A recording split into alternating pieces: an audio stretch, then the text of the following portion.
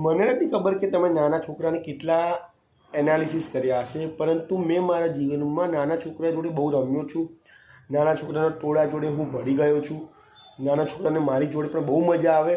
અને મેં એટલું ઓબ્ઝર્વ કર્યું કે એક નાનો છોકરા જોડે બીજો નાનો એના ઉંમરનો છોકરો ના હોય તો એનું બાળપણ છે ને એકદમ બરબાદ જતું રહે. એને એના જેટલું અથવા એનાથી 1-2 વર્ષ નાનું મોટું ચાલે, પરંતુ તમે જ વિચારો, તમારા જ બાળકને તમે એવી જગ્યાએ રહો છો જ્યાં બાળકો જ નથી, ખાલી મોટા જ છે અને વૃદ્ધો જ છે, તો બાળકનું બાળપણ ખરી રીતે બહુ રિસ્કમાં છે.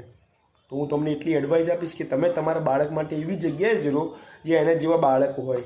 ખાલી સંસ્કારનું ધ્યાન રાખજો કે સામેવાળા બાળકો અસંસ્કારી ના હોય, વિકૃત શબ્દ બોલતા ના હોય, આડી અવડી લાઈને ના હોય. નકર તમારું બાળક બગડવામાં પણ જરા પણ વાર પણ નહીં લાગે.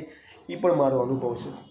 બાકી હું જોઈ છે છોટે ઉંમરે છું ત્યારના બધા છોકરા મોસ્ટલી, જ્યારે હું નાનો હતો ત્યારે મારા જેટલા નાના હતા, અત્યારે જો જ્યારે નાના છોકરાને જોઉં છું ત્યારે પણ બીજા ઘણા બધા નાના છોકરાઓ છે, જેથી સોસાયટી હરીભરી લાગે છે, વાતાવરણ સારું લાગે છે, મનને કોમળતા મળે. ખાલી થોડો અવાજ છોકરીઓ બહુ કરે ને ત્યારે ગુસ્સો આવે, પણ હોય છોકરા ના રમે તો કોણ રમે? હું રમું? હા, એ તો હું રમું જ છું, પરંતુ દરેકને જીવવાનો અધિકાર છે અને સારું જીવવાનો અધિકાર છે.